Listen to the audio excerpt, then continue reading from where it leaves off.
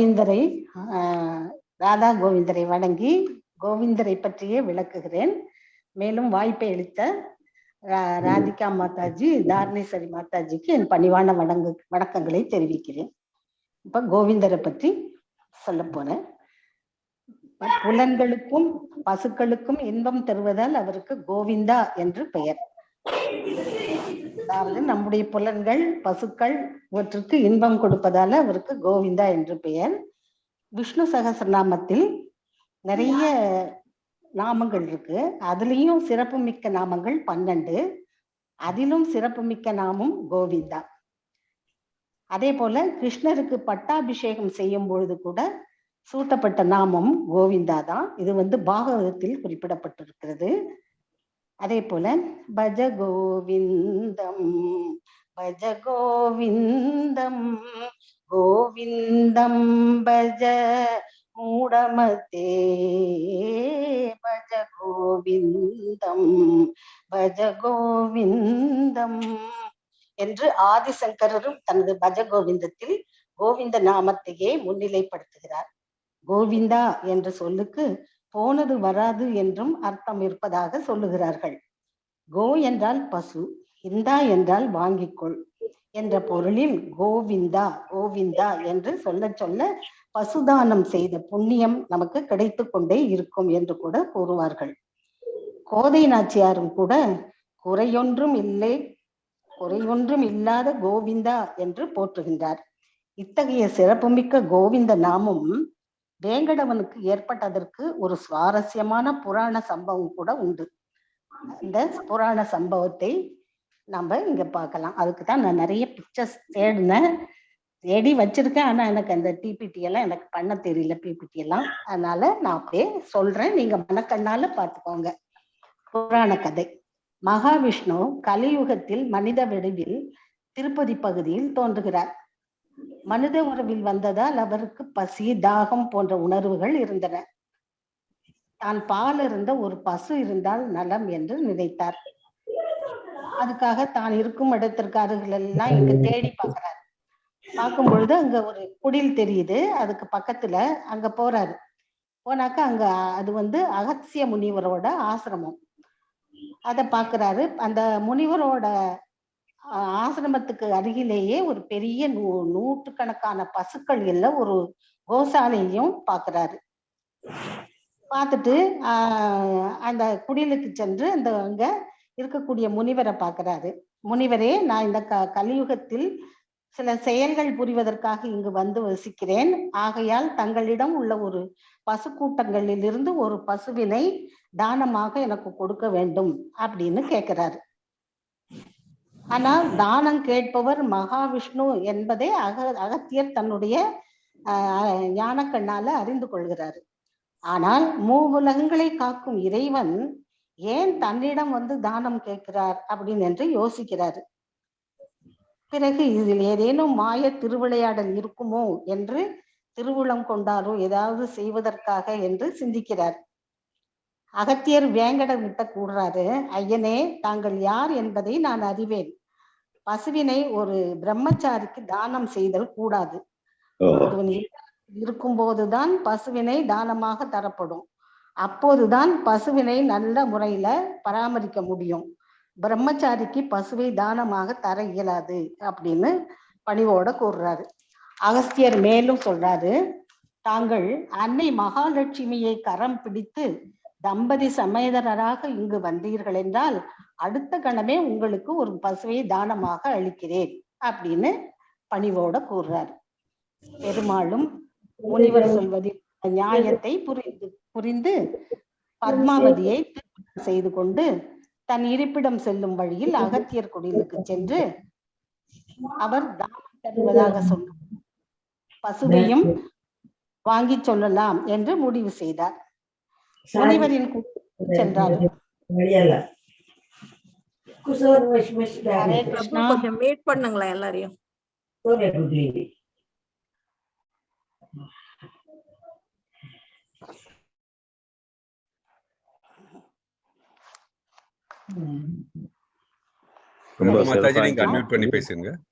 ஹரே கிருஷ்ணா. பெருமாளும் முனிவர் சொல்வதில் உள்ள நியாயத்தை புரிந்து பத்மாவதியை திருமணம் செய்து கொண்டு தன் இருப்பிடம் செல்லும் வழியில் அகத்தியர் குடிலுக்கு சென்று அவர் தானம் தருவதாக சொன்ன பசுவையும் வாங்கி செல்லலாம் என்று முடிவு செய்து அந்த குடிலுக்கு செல்கிறார். ஆனா அவர் செல்லும் பொழுது அங்க முனிவர் அங்கு இல்லை.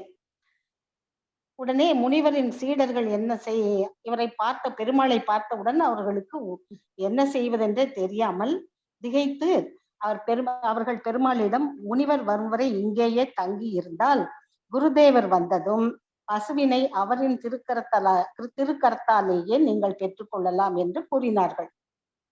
பெருமாள் சீடர்களின் குரு பக்தியை கண்டு மகிழ்ந்து அவர்களிடம் விடை பெற்று கொண்டு தன் இருப்பிடம் நோக்கி புறப்பட்டார். சற்று நேரத்திற்கு பிறகு அங்கு வந்த அகஸ்தியர் மிகவும் வருந்தி தன்னிடம் உள்ள மிகச்சிறந்த காமதேனு போன்ற ஒரு பசுவினை அவிழ்த்து கொண்டு பெருமாளையும் தாயாரையும் தேடி சென்று வேகமாக செல்கிறார். வேகமாக சென்றதால் கொஞ்ச தூரத்திலேயே பெருமாள் நடந்து செல்வதை அகஸ்தியர் பார்த்து விட்டார். பெருமாளை நோக்கி குரல் கொடுத்தார். சுவாமி கோவிந்தா, சுவாமி கோவிந்தா என்று சத்தம் விட்டார். தெலுங்கில் கோவு என்றால் பசு, இந்தா என்றால் எடுத்துக்கொள் என்று பொருள். ஆனால் சுவாமிக்கு முனிவரின் குரல் கேட்கவில்லை போலும். மீண்டும் மீண்டும் சத்தமாக கோவிந்தா கோவிந்தா என்று கூறினார். அவர்கள் திரும்பவே இல்லை. மெதுவாக நடந்தவர்கள் விரைவாக நடக்க ஆரம்பித்து விட்டார்கள். ஆனால் அகத்தியரோ குரலை உயர்த்தி கோவிந்தா கோவிந்தா என்று வேகமாக உச்சரித்து கொண்டு வேகமாக பசுவையும் பிடித்து கொண்டு அவரை பின்தொடர்ந்து செல்கிறார். அகத்தியர் கோவிந்தா கோவிந்தா என்று 108 முறை அழைத்ததுக்கு பிறகு பெருமாள் நின்றார். திரும்பி பார்த்தார். அகத்தியர் மூச்சு வாங்க அவரிடம் ஓட்டமும் நடையுமாக பசுவோடு வந்தார். பெருமாள் அவரை ஆசுவாசப்படுத்தி அந்த பசுவை தானமாக பெற்றுக்கொண்டார். பின்னர் இந்த கலியுகத்தில் என்னை அழைக்க உகந்த நாமம் கோவிந்தா என்பதே. நீங்கள் கோவிந்தா என்று சொன்னதன் மூலம் கோவிந்தா என்னும் நாமத்தை சொல்லி என்னை மகிழ்ச்சிப்படுத்தினீர். இனி யார் யாரெல்லாம் தம் ஜீவனாகிய பசுவினை என்னிடம் சேர்ப்பிக்க விரும்புகிறார்களோ அவர்கள் எல்லாம் கோவிந்தா என்னும் நாமத்தை சொன்னால் போதும், நான் உடனடியாக அவர்களை நோக்கி அனுகிரகம் செய்வேன் என்று கூறி விடை பெற்று திருமலை சென்றார் பெருமாள். இத்தகைய சிறப்புமிக்க கோவிந்தா என்ற திருநாமத்துள் பரமாத்மா ஜீவாத்மா என்ற கலப்பு தத்துவம் இருப்பதை வியப்போடு அறிந்து கொள்கிறோம். மேலும் கோவிந்தா என்ற சொல்லுக்கு பசுக்களின் தலைவன், கூப்பிட்ட குரலுக்கு ஓடோடி வருபவன், பூமியை தாங்குபவன் என்ற பொருள்களும் உண்டு. இந்த பசுக்கள் என்பது அந்த இடங்களில் லட்சுமிகளாக கருதப்படுகிறது. ஹரே கிருஷ்ணா. ஹரே கிருஷ்ணா மாதாஜி. நல்லா சொன்னீங்க.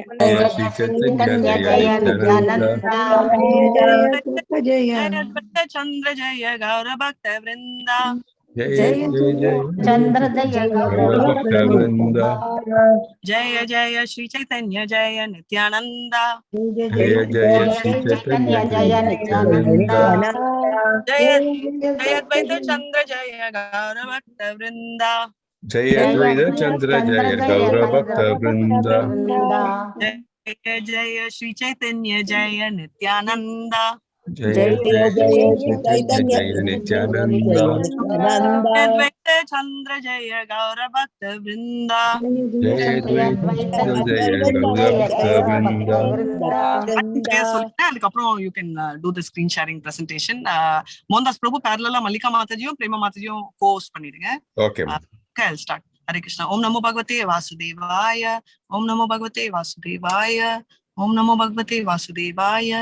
Om Ajnanatimra Andasya Jnananjala Chalakaya Chakshurunmilitam Yena Tasmai Shri Guruve Namaha. Shri Chaitanya Manobishtam Stapitam Yena Bhutale Swayam Rupa Kadamaya Dadati Swapadatikam. He Krishna Karuna Sindhu Deenabandho Jagatpate Gopesha Gopika Kanta Radha Kanta Namastute Tapta Kanchana Gaurani Radhe Vrindavaneshwari Vishamanusute Devi Pranamami Hari Priye Vancha Kalpatarupyascha Kripa Sindhubhya Evacha Patitanam Pavanebhyo वैष्णवेभ्यो नमो नमः। नमः ॐ विष्णुपदाय कृष्णपृष्ठाय भूतले श्रीमद् भक्ति वेदांत स्वामिनीति नामिने नमस्ते सरस्वती देवी गौरवाणी प्रचारिणे निर्विशेष शून्यवादी पंचाधारसतारिणे जय श्री कृष्ण चैतन्य प्रभु नित्यानंद श्री अद्वैत गदाधर शिवासादि गौर भक्त वृंदा. Come on எல்லாரும் ஒரு கை எடுக்க முடியாது, மொபைல் பிடிச்சிருக்கேன். Hare Krishna Hare Krishna, Krishna Krishna, Hare Hare, Hare Rama, Hare Hare Rama, Rama, Rama Rama Rama, Rama, Hare Hare, Krishna, Hare Krishna, Krishna Krishna, Hare Hare, Hare Rama, Hare Hare Rama, Rama, Rama Hare Rama, Rama, Hare Rama Hare, Rama, Hare Hare Krishna, Hare. Hare Krishna, Krishna Krishna, Hare Hare, Hare Rama, Hare Rama, Rama Rama, Hare Hare. Hare Rama, Rama Rama, Hare Hare Krishna. Mohandas Prabhu, Hare நீங்க start Krishna. பண்ணா. Hare Krishna. Okay. Thank you. Hare Krishna Prabhu. இந்த Hare- வந்து Padma Mataji host பண்ணிருக்கேன். பிரேமா மாதாஜி. ஓஹோ, Padma Hand raise Mataji. பண்ணிருப்பாங்க. Hare Prema Krishna. Mataji. Okay okay, sure sure. இன்னைக்கு வந்து நம்ம அந்த 3 டேட்டிஸ், பிருந்தாவன் டேட்டிஸ், அந்த 3 டேட்டிஸ் பேர் என்ன? மதன் மோகன், மோகனா, Govinda, Gopinath. கோவிந்தாஜி, Very good. Very nice. So நம்ம அந்த Radha special Gopinath. Radha Gopinath. Very nice. Hari போல். ஹரே கிருஷ்ணா. மாதாஜி ஜாலியா கார்ல போயிட்டு இருக்கீங்களா? ஆமா மாதாஜி, சாரி வர முடியல அதுக்குள்ள. Hare Krishna. May I come with you? You are most welcome. You are most welcome. Prema Mataji close பண்ணியிருக்கேன். Okay hmm. Okay, so we will start. Okay, Hare Krishna Prabhuji. Hare Krishna. Hare Krishna. எல்லாருக்கும் Hare Krishna. First of all, I thank Radhika Mataji, Dharnishwari Mataji, எனக்கு இந்த மாதிரி opportunity கொடுத்ததுக்கு. And எல்லா டிவோட்டீஸ்க்கும் really thank you. இதில் வந்து இன்னைக்கு ராதா மதன மோகனை பற்றி வந்து பேச போகிறேன். சின்ன ப்ரெசன்டேஷன். ஸோ இதில் எந்த குறை இருந்தாலும் பற்றாக்குறை இருந்தாலும் please bear with me. Please correct me if there is any mistakes and bear with me. Hare Krishna. இதில் வந்து இப்போ நமக்கு தெரியும் ராதா மதன மோகனான என்னான்னு நம்ம நேற்று கிளாஸ்ல ராதிகா மாதாஜி சொன்னாங்க இல்லையா. ராதிகா தட் இஸ் மதன மோகன் அப்படின்னா மன்மதனை கூட மயக்கக்கூடியவர் அப்படின்ட்டு. That is one who can even enchant the qubit அப்படின்ட்டு. ஸோ இது நமக்கு எல்லாருக்கும் தெரியும். இந்த ராதா மோகன் அந்த டீட்டி பார்த்தீங்கன்னா முதல்ல பிருந்தாவன்ல இருந்தது. அப்புறம் வந்து அது இப்போ அந்த ஒரிஜினல் டேட்டி இப்போ கரோலி, ராஜஸ்தான் பக்கத்துல கரோலின்னு இடத்துல இப்போ அது வந்து அந்த விக்கிரம் அங்க வந்து ஸ்தாபிச்சிருக்காங்க. அதோடைய வரலாறு என்னதெல்லாம் நம்ம வந்து பார்க்க போறோம். ஸோ ஜஸ்ட் ஒரு ஐடியாக்கு இதுதான் பிருந்தாவன் இருக்கிற டெய்டி. இது வந்து கரோலியில் இருக்கிற இதுதான் அந்த மூல டெய்டி. ஃபர்ஸ்ட் இருந்த டெய்டி இதுதான். ஸோ மாதாஜி அந்த டேட்டி படம் காட்டுறீங்களா? ஆமா, தெரியலையா? தெரியுது பிரபு. அவங்க தெரியுது.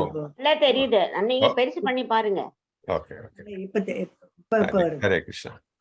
இப்போ நம்ம ரைட் சைட்ல பார்க்கறோம் இந்த 2 டெய்டி வந்துட்டு இதுதான் பிருந்தாவன்ல இருக்கிற டெய்டி. அண்ட் இந்த லெஃப்ட்ல இருக்கிறது தான் இந்த ராஜஸ்தான் கரோலி அப்படின்னு இடத்துல இருக்கிற டெய்டி. இதுல பாத்தீங்கன்னா நம்ம வந்து இந்த 3 இது டெய்டிஸ் இருப்பாங்க. இது வந்து சென்ட்ரல்ல இருக்கிறது தான் மதன் மோகன டெய்டி. அதர் மதன் மோகனோட ரைட் சைட்ல இருக்கிறது ராதாராணி, லெஃப்ட் சைட்ல இருக்கிறது வந்து இவங்க தட் இஸ் லலிதா மஞ்சரி அவங்க. ஸோ இந்த மதன் மோகன் அசல் ரூபம் வந்து பாத்தீங்கன்னா இடுப்புல இருந்து கீழே வந்து கிருஷ்ணரை போலவே இருக்கும். நம்ம கிருஷ்ணர் திரிபங்க ரூபம் சொல்லுவோம் இல்லையா, இந்த எஸ் வடிவத்துல. ஸோ இந்த வேஸ்ட்டு இடுப்புக்கு கீழே இருக்கிறது அந்த அந்த இது வந்து ரூபம் அப்படியே கிருஷ்ணரையே ரிசம்பிள் பண்றதுக்கும் அப்படின்னு சொல்றாங்க. ஸோ இப்போ நம்ம மனசுல வந்து இந்த டெய்ட்டியோட ரூபம் மனசுல நம்ம அப்படியே குடிக்கொள்ளும். இப்போ நமக்கு தெரியும் அது எப்படி இருக்கு அப்படின்ட்டு விஷுவலைஸ் பண்ணலாம் நம்ம. அப்போ ஸோ நம்ம நேராக இப்போ அந்த இதோட ஃபேக்ட்ஸ், அந்த ஹிஸ்டரிக்கு நேராக போகலாம் இப்போ. ஸோ இந்த ராதா மதன்மோகன் டெம்பிள் சொன்னா இது வந்து பிருந்தாவன்ல இருக்கு ஒரிஜினலா. இது வந்து 5000 வருஷத்துக்கு மேல பழக்கம் இருக்கு அப்படின்றாங்க. எப்படின்னா தட் இஸ் கிருஷ்ணருடைய கொள்ளு பேரன் இல்லையா, இந்த கிரேட் கிராண்ட் அவரால் கட்டப்பட்டது. அவர் பேர் வந்து வஜ்ரநப அப்படின்ட்டு, வஜ்ரநப். ஸோ வஜ்ரநப இந்த ஒரிஜினலா இந்த பிருந்தாவன்ல இந்த கோவில் கட்டினார் மதன் மோகனுக்கு. ஆனா வந்து பாத்தீங்கன்னா அது காலப்போக்கில் வந்து அந்த கோவில் தட் இஸ் அந்த விக்கிரகங்க அங்கிருந்து காணாம போச்சு, அது விக்கிரகம் காணாம போச்சு. ஸோ அப்போ என்ன ஆகுது அப்படின்னா, அது நம்ம இவர் அத்வைத ஆச்சாரியார் இல்லையா, அவரு வந்து பிருந்தாவனத்துல வந்து பூஜை பண்ற டைம்ல அவருக்கு வந்து தோணுச்சு இந்த மாதிரி ஒரு பானியன் ட்ரீ, ஒரு ஆலமரத்துக்கு கீழே வந்து இந்த டெய்ட்டி இருக்கு அப்படின்ட்டு அந்த டெய்ட்டியை வந்து ஆலமரத்துக்கு கீழே வந்து அது திருப்பி மீண்டும் அது கண்டெடுக்கிறாங்க. அது அங்கிருந்து கண்டெடுத்து அப்புறம் அத்வைத ஆச்சாரியர் அதை வழிபடுறாரு. வழிபட்டுட்டு இருக்கிற டைம்ல அவர் வந்து அங்கிருந்து நவதீப்புக்கு போறதுக்கு வாய்ப்பு வந்தது. அவருக்கு நவதீப்புக்கு செல்றாரு. அப்போ அது போறதுக்கு முன்னாடி அவர் என்ன பண்றாருன்னா, அந்த டெய்ட்டியை வந்து நம்ம அங்க அவருடைய சீடரான புருஷோத்தம சௌபே அப்படின்னு ஒருத்தர்கிட்ட டெய்லி அவர்கிட்ட ஒப்படைச்சு பூஜை எல்லாம் பண்ண சொல்லி அவர் வந்து நவதீப்புக்கு சென்றுறாரு. அவர் அங்க ஒப்படைச்சிட்டு அங்க சென்றுறாரு. ஆனா அப்புறம் என்ன ஆகுதுன்னா, கொஞ்ச நாளைக்கு அப்புறம், சில வருடங்களுக்கு அப்புறம் வந்து அங்கிருந்து சைத்தன்ய மகாபிரபு வந்து இவரை சனாதன கோசாமியை வந்து அனுப்புறாரு விருந்தாவனுக்கு. நமக்கு தெரியும், நம்ம இதுல படிச்சிருக்கோம், நெக்ட் ஆஃப் இன்ஸ்ட்ரக்ஷன்லயும் பார்த்திருக்கோம். நம்ம இந்த விருந்தாவனத்தை பத்தி எல்லாம் பேசும்போது, மதுரை பத்தி பேசும்போது இந்த ஹோலி தாம்ஸ் பத்தி பேசணும் வாசிச்சோம் இல்லையா. அப்ப சொன்னாங்க இல்லையா, இந்த மாதிரி சனாதனரை வந்து விருந்தாவனுக்கு ஒரு சைத்தன்ய மகாபிரபு அமிச்சு அந்த இடத்துல தட் இஸ் கிருஷ்ணருடைய லீலைகள் நடந்த இடங்கள் எல்லாம் பார்த்து, அதே மாதிரி கிருஷ்ணரை பத்தி வந்து இது எழுதுறதுக்கெல்லாம் வந்து சனாதனர்கிட்ட அந்த வேலையை ஒப்படைக்கிறாரு சைத்தன்ய மகாபிரபு. சனாதனரும் இங்க வந்துடுறாரு, வந்து மதுரை விருந்தாவனத்துல வந்து ஒரு இடத்துலயும் வந்து இந்த கிருஷ்ணர் லீலை இருக்கிற இடங்கள்லாம் வந்து பாக்குறாரு. நமக்கு தெரியும், நெட் ஆஃப் இன்ஸ்ட்ரக்ஷன்லையும் பார்த்தோம், நம்ம ராதா குண்ட்லாம் வந்து அவர் தான் வந்து அந்த டைம்ல பாக்குறாரு. ஸோ இந்த சனாதனர் வந்து இந்த மாதிரி விருந்தாவன்ல வந்து ஒரு இடமா பார்க்குற டைம்ல அவர் நமக்கு தெரியும் இல்லையா, அந்த டைம்ல இந்த பெரிய ஆச்சாரியர்கள்லாம் வந்து அவங்க ரொம்ப எளிமையான வாழ்க்கையை தான் வாழ்ந்துட்டு இருந்தாங்க. அவங்க வந்து ஒரு தட் இஸ் வீட்டில் போய் தட் இஸ் வீடு வீடா சென்று பிக்ஷை எடுக்கிறாங்க இல்லையா. தட் இஸ் இது சொல்லுவாங்க இல்லையா, என்ன நம்ம இது சொல்லுவோம் இல்லையா, அது வந்து மதுக்கறி அப்படின்வாங்க, மதுக்கறி அப்படின்ட்டு. ஸோ அந்த மாதிரி தான் வந்து ஒரு வீடு வீடா சென்று பிச்சை எடுக்கிறதா மதுக்கறி அப்படின்னு சொல்லுவாங்க. ஸோ அந்த மாதிரி வந்து ஒரு நாள் வந்து சௌபா வீட்டுக்கு வர்றாரு அவரு. அங்க வந்து பார்த்தா அவருடைய குழந்தைங்க எல்லாம் விளையாண்டுட்டு இருக்காங்க. விளையாண்டுருக்கும் பார்த்தா அவர் கையில வந்து இந்த மதன் மோகனுடைய இந்த விக்கிரகத்தை வந்து ஒரு பொம்மை மாதிரி வச்சு விளையாண்டுட்டு இருக்காங்க.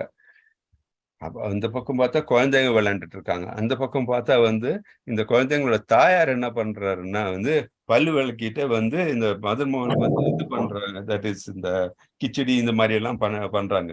இவருக்கு கொடுக்கணும் அப்படிங்கிறது, கடவுளுக்கு வந்து வழிபடணும்னு சொல்லி அதுக்கு வந்து பிரசாதம் பண்ணிட்டு இருக்காங்க.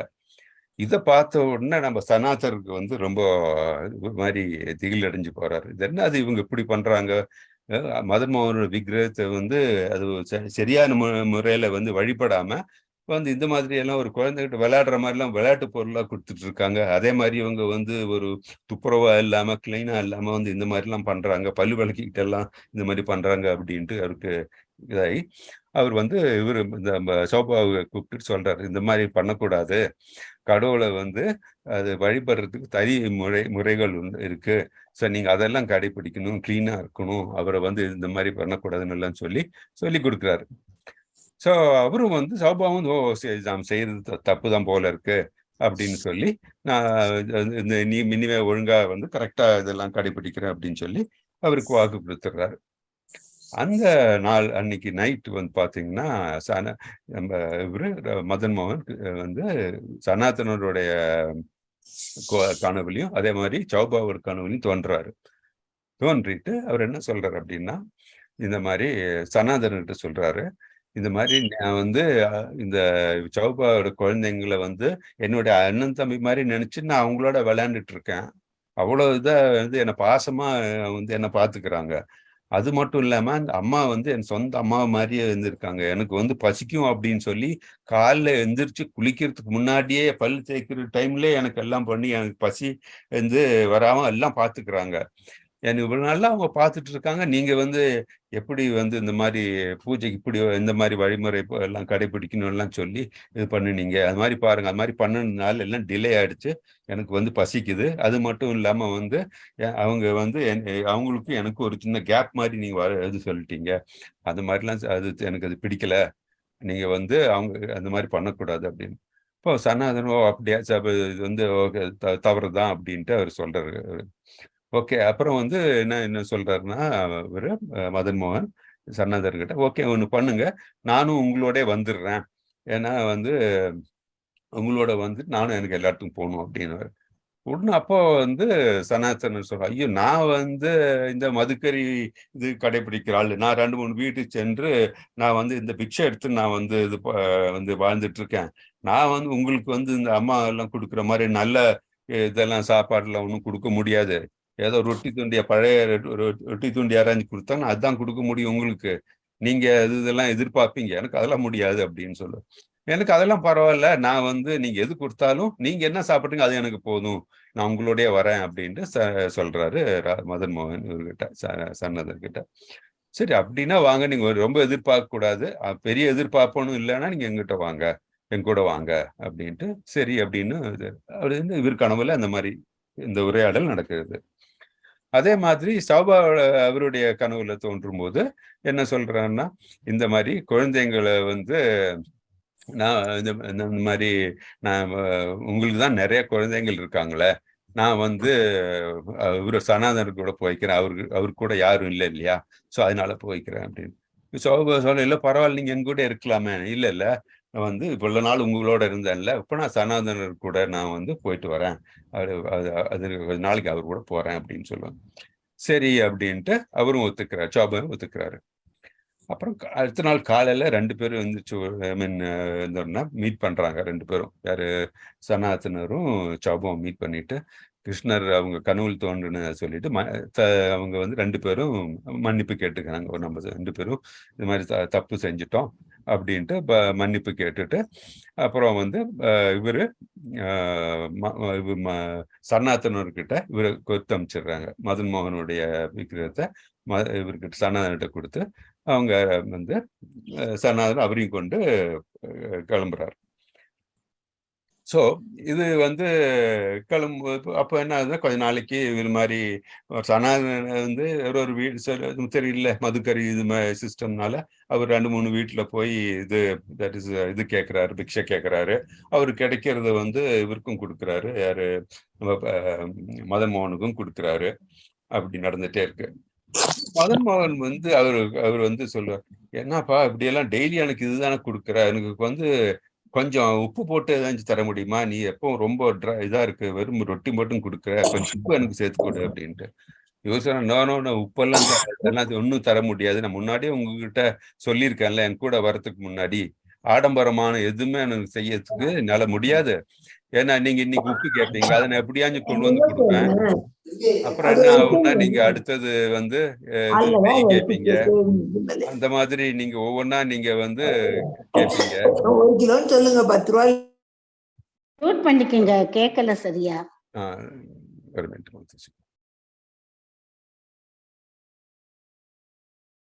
ஹரே கிருஷ்ணா. ஸோ அந்த மாதிரி நீங்க ஒவ்வொன்றா கேட்பீங்க. நான் முதல்ல உப்பு கொடுத்தேன்னா அப்புறம் நீங்க வந்து நெய் வேணும், அப்புறம் அது வேணும், இது வேணும்லாம் கேட்பீங்க. என்னால முடியாது, நான் தான் உங்ககிட்ட முன்னாடியே சொன்னேன்ல, எந்த வித ஆடம்பரமானதும் தர முடியாதுன்ட்டு அப்படின்ட்டு. அப்போ சரி சரி ஓகே, அவரை சிரிச்சுக்கிட்டே மதன் மோகன் சரி பரவாயில்ல அப்படின்ட்டு அவரு ஒத்துக்கிறாரு. இப்படியே கொஞ்ச நாள் போன உடனே என்ன ஆகுது அப்படின்னா, ஒரு நாள் வந்து அங்க இந்த இது இருக்கு இல்லையா, தட் இஸ் துவாதசாதியா அப்படின்ட்டு ஒரு இடம். அதுக்கு அந்த மலை, அந்த குன்று கீழே வந்து ஒரு வணிகருடைய கப்பல் வந்து கரை தட்டிடுதுங்க. அந்த கப்பலுக்குள்ள வந்துட்டு அந்த வணிகருடைய இதெல்லாம் இருக்கு, தட் இஸ் அந்த குட்ஸ் இருக்கு, மர்ச்சன்டைஸ் இருக்கு. அவர் வந்து இது இது என்னன்னா அந்த அந்த அந்த இது யமுனை நதியோட கரையில இது நடக்குது இது. ஸோ அந்த இவருக்கு என்ன பண்ணணும்னு தெரியல, யாருக்கு நம்ம இந்த வணிகருக்கு என்ன பண்ணணும்னு தெரியல. இப்போ அந்த டைம்ல வந்து கிருஷ்ணர் வந்து மதன் மோகன் வந்து ஒரு சிறு மாடு மேய்க்கிற அந்த மாதிரி வந்து என்னன்னு கேட்கிறாரு இவர்கிட்ட, அந்த இவர்கிட்ட வணிகர்கிட்ட. அப்போ வந்து அவர் சொல்றார், இல்லப்பா இந்த மாதிரி என்னுடைய கப்பல் இங்க இது கரை தட்டிடுச்சு, இது எப்படியாச்சும் எனக்கு வந்து போனாதான் வந்து எனக்கு இது வணிகம் பண்ண முடியும், இல்லாட்டி எல்லாம் பெரிய நஷ்டம் வந்துடும், என்ன பண்றதுன்னு தெரியல அப்படின்னு.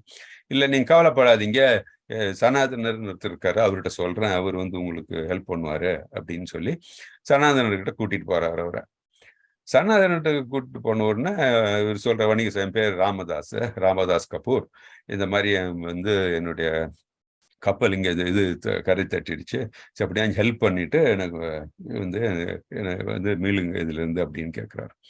அப்போ அவர் சொல்றாரு, நான் வந்து என்ன பண்ண முடியும், நான் ஒரு சாதாரண வந்து ஒரு துறவி சன்னியாசி, எனக்கு ஒன்றும் பண்ண முடியாது. நீங்க ஒன்னா பண்ணுங்க, இங்க வந்து மதன் மோகன் கடவுள் இருக்காரு, நீங்க அவரு வேண்டுங்க, அவர்கிட்ட நீங்க பிரார்த்தனை செஞ்சீங்கன்னா அவர் வந்து ஏதாச்சும் உங்களுக்கு ஹெல்ப் பண்ணுவாரு, எப்படியாச்சும் உங்களுடைய கஷ்டத்துல இருந்து அவர் உங்களை மீள வைப்பாரு அப்படின்வாரு. அவரும் வந்து கடவுளை வந்து பிரார்த்திப்பார். கடவுள் பிரார்த்திச்சோன்னா அந்த இது என்ன ஆகும்னா, அந்த யமனில் தண்ணி அப்படியே மேலே வரும். தண்ணி மேலே வந்து ஆட்டோமேட்டிக்கா அந்த விடுபட்டுரும் இல்லையா, கப்பல் அப்படியே விடுபட்டு அது மீண்டும் அவர் வந்து அவரோட வழியில் சென்று அந்த வணிகத்துக்கு போறாரு. அங்க போய் அவரு இதெல்லாம் நல்ல ப்ராஃபிட் வந்துருது அவருக்கு, அதனால வந்து நல்ல லாபம் வந்துருது.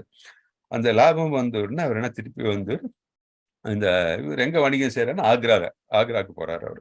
அவர் போய் நல்ல லாபம் வந்த உடனே அவர் திருப்பி சனாதனத்தை கூப்பிட்டு, நான் வந்து ஏதாச்சும் ஒண்ணு பண்ணணும், என்ன பண்ணலாம் அப்படின்னா சனாதனர் சொல்லுவாரு, ஓகே நீங்க வந்து மதன் மோகனுக்கு ஒரு கோவில் கட்டுங்க அந்த அப்படின்னு சொல்லி அவரும் வந்து அந்த கோவில் ஒன்று கட்டி கொடுக்குறாரு மதன் மோகனுக்கு. இதுதான் வந்து இந்த ரீபில்ட் பண்ணாங்க. முதல்ல கோவில் 5000 வருடங்களுக்கு முன்னாடி யார் கட்டினான்னா நம்ம கிருஷ்ணனுடைய கொள்ளு பேரன் இல்லையா, யாரு வஜ்ரநப. அது அப்புறம் வந்து நம்ம பார்த்தோம், அது வந்து அந்த கோவில் நாளையோட இல்லாம போச்சு எல்லாம். அதுக்கப்புறம் இந்த கோவில் 2வது இதா ரீபில்ட் ஆச்சு.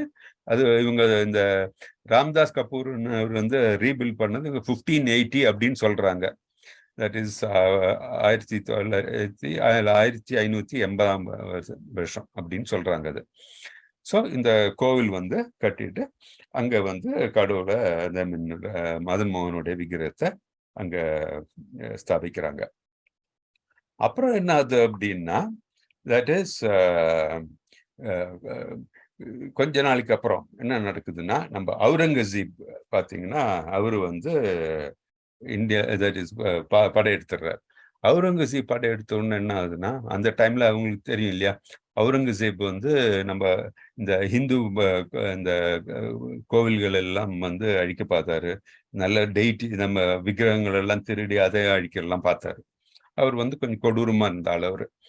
ஸோ அப்படி இருக்கிற டைம்ல அந்த அவர்கிட்ட இருந்து காப்பாத்துறதுக்கு வேண்டி நம்ம இவர் தட் இஸ் ஜெய்சிங் அப்படின்னு ஒரு ராஜா வந்து இந்த கோவில்ல இருக்கிற இந்த மதன் மோகன் சிலையை எடுத்து ஜெய்ப்பூருக்கு கொண்டு போயிடுறாரு.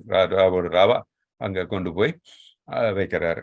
அப்புறம் அங்கிருந்து அதுக்கப்புறம் கரோலி, இப்ப இருக்கு இல்லையா கரோலி, ராஜஸ்தான் பக்கத்துல இருக்கு கரோலின்ட்டு, அந்த இடத்துக்கு வந்து ராஜா கோபால் சிங் அவரு வந்து அங்க கொண்டு போய் அதை வந்து ஸ்தாபிக்கிறார். அப்புறம் ஸோ இந்த மாதிரி வந்து அதனால என்ன ஆகுதுன்னா, நம்ம இந்த டெய்டி இருக்கு இல்லையா, அது வந்து ஒரு விதத்துலையும் இதாகாம சேஃபா வந்து கரோலில இருக்கு. ஸோ இப்போ பிருந்தாவன்ல வந்து பாத்தீங்கன்னா, பிருந்தாவன்ல இருக்க அப்படின்னா பிருந்தாவன்ல வந்து ஒரு ரெப்ளிகா, தட் இஸ் இதே மாதிரி இந்த விக்கிரகத்தை மாதிரியே பண்ணி தான் இப்போ பிருந்தாவனத்துலயும் வந்து டெய்டி இப்போ வந்து வழிபட்டு இருக்கிறது. ஆனா ஒரிஜினல் டெய்டி பார்த்தா இப்போ கரோலியில இருக்கு.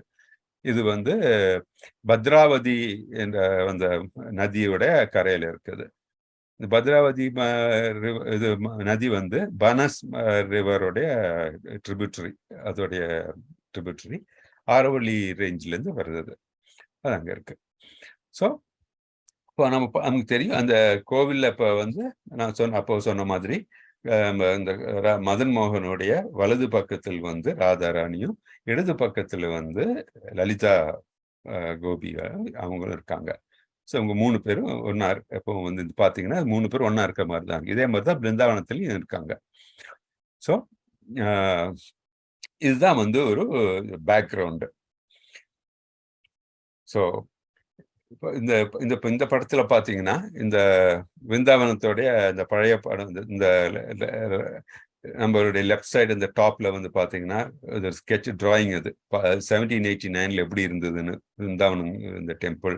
இப்போ இருக்கிறது இதை பாத்தீங்கன்னா இப்படி இருக்கு விருந்தாவனத்துல, விருந்தாவனம் டெய்டி இந்த மாதிரி. அதே மாதிரி இப்போ இந்த ரைட் சைடு இப்போ பாக்குறோம் இல்லையா, இதுதான் வந்து கரோலியில் இருக்கிற டெம்பிள். ரைட் சைட்ல பாக்குறோம் இல்லையா, இதுதான் கரோலியில் இருக்கிற டெம்பிள், மதன் மோகன் டெம்பிள். அங்க இருக்கிற டெய்டி. ஸோ ஹரே கிருஷ்ணா, இதுதான் வந்து மதன் மோகனுடைய ஐதீகம் கதை. Hare Krishna Mataji, thank you for this opportunity. Hare Krishna Prabhu. Prabhuji, இந்த மாதிரி பிக்சர்ஸ் எல்லாம் என்கிட்ட இல்லையே, நானு சும்மாதான் அப்படியே சொல்றேன். இல்ல என்னகிட்டயும் நானும் இந்த மாதிரி பிபிடி எல்லாம் செய்யல பிரபு. நான் ஹெல்ப் கேட்டேன், யாருமே செஞ்சு கஷ்டப்படுறாங்க. கொஞ்சம் தமிழ்ல பண்றதுன்னா கொஞ்சம் கஷ்டப்படுறாங்க. நான் சும்மா வாயிலேயே சொல்லிடுறேன் அப்படியே. ஷூர் மாதாஜி. சோ இது எனி क्वेश्चंस இது எப்படி இருந்தது மாதாஜி? ரொம்ப பியூட்டிஃபுல்லா இருக்கு. நல்லா இருந்தது. பிக்சரோட பார்த்தா ரொம்ப அருமையா இருந்தது. ரொம்ப அருமையா நல்லா இருந்தது பிரபுஜி. ஹரே கிருஷ்ணா. பிரபுஜி பிளேலிஸ்ட்ல வரும்ல பிரபுஜி? வரும் மாதாஜி. நான் அது ரெக்கார்ட் பண்ணிட்டு இருக்கேன், கண்டிப்பா